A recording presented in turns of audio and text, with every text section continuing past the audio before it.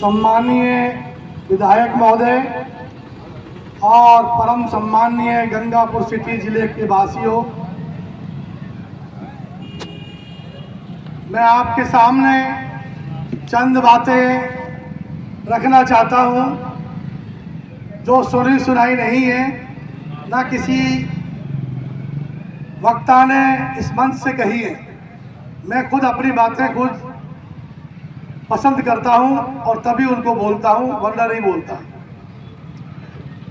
मैं आपके सामने एक शेर पेश कर रहा हूं, उसका मतलब समझ लीजिए पहले, तब तक ये जिले को जिला बनाना नामुमकिन ही रहेगा और बड़ी आसानी से वो लोग हटा देंगे।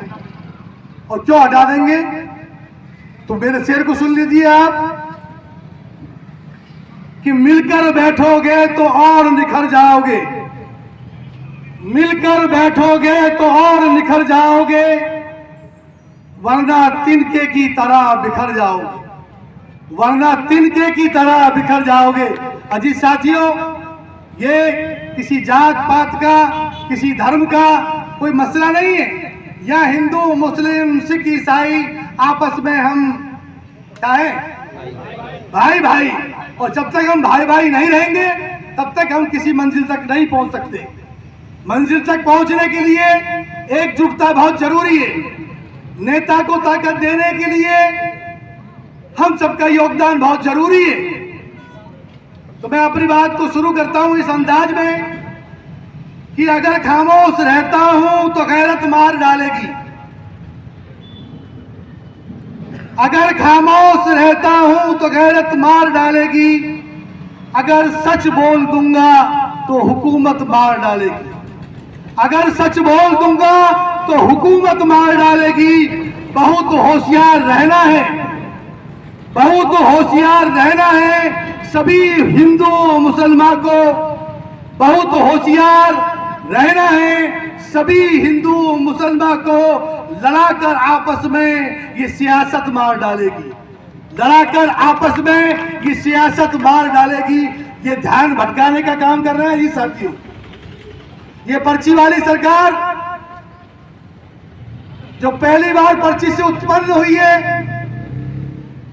इसकी मिसाल मैं आपको इस तरह से देना चाहता हूं कि एक बार जंगल के अंदर चुनाव हुए कि भाई शेर ही बादशाह क्यों, और भी तो जानवर हैं, तो और भी चुना जाना चाहिए। तो ले लेकर के बड़ी मेहनत और मशक्कत के बाद एक बंदर का नाम आ जाता है और बंदर जंगल का बादशाह बन जाता है। बादशाह बन जाने के बाद, गौर से सुनना मेरी बात को अजीज साथियों, बंदर बन जाने के बाद एक बकरी फरियाद लेके जाती है जंगल के शेर बादशाह के पास कि बादशाह सलामत, शेर मेरे बच्चे को खा रहा है, बादशाह सलामत बचाइए, आप पूरे जंगल के बादशाह हैं, मेरे बच्चे को बचाइए, शेर उसको खा जाएगा। तो फिर बंदर ने अपना काम शुरू किया और वो काम क्या शुरू किया आपको मालूम है? बंदर ने उछकना चालू किया, इस डाली से उस डाली पे, इस डाली से उस डाली पे, इस डाली से उस डाली पे। जब उसको काफी समय हो गया तो बकरी बोली कि महाराज, बादशाह सलामत, बचाइए मेरी बच्ची को, वो खा जाएगा, आप तो यहां पर क्या कर रहे हैं? तो फिर बादशाह बोला कि मैं इतनी मेहनत तो कर रहा हूं, भाग दौड़ तो कर रहा हूं, मैं ये भाग दौड़ यूं ही तो नहीं कर रहा हूं, मैं तुम्हें बचाने की कोशिश कर रहा हूं, तेरे बच्चे को बचाने के लिए मैं भाग दौड़ कर रहा हूं। तो ये दिखावटी सरकार सिर्फ एक बंदर की तरह उचकने के अलावा कोई काम नहीं कर रही है। ये काम नहीं, ये अपने ऐबों पे पर्दा डाल रही है। अजीज साथियों, 7 रुपए किलो गेहूं, आटा महंगा हो जाता है, 50 रुपए किलो तेल महंगा हो जाता है, 400 रुपए किलो लहसुन हो जाता है, 80 रुपए किलो प्याज हो जाता है। इन सब पर पर्दा डालने के लिए इन्होंने नया सगुफा छोड़ा है कि हम जिले को जो है हटाएंगे, परिवर्तन करेंगे, इनमें समीक्षा करेंगे। ये समीक्षा नहीं कर रहे, समीक्षा तो हो चुकी पहले। तुमने दिया ही क्या है गंगापुर सिटी को? जो देता है लेने का हक भी उसी को होता है। ये तो द्वेषता है, ये द्वेषता है सिर्फ कि गंगापुर सिटी से लाडले विधायक राम केसी मीणा विजयी होकर गए और गंगापुर सिटी के जिले से हमारे शहर डीजीपी वो विजय होकर गए। ये द्वेषता के कारण गंगापुर सिटी के जिले को हटाया जा रहा है।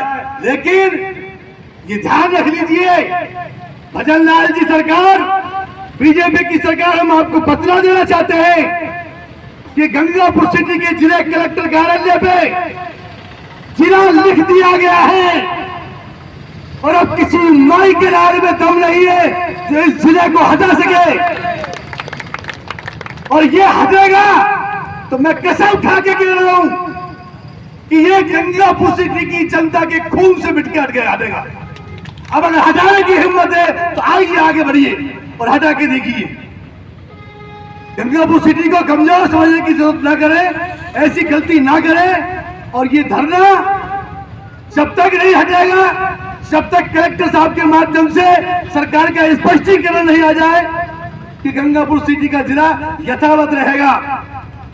अजीत साथियों, जिस तरह से एसपी साहब ने गंगापुर सिटी के अंदर क्राइम को खत्म करने के लिए जो मेहनत की थी वो बहुत सराहनीय कदम थे।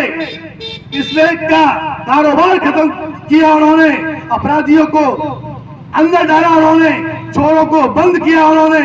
लेकिन ऐसे युवा और बेहतरीन काम करने वाले एसपी को हटा करके उन्होंने ये संकेत दे दिए कि गंगापुर सिटी अब जिला नहीं रहेगा। लेकिन हम भी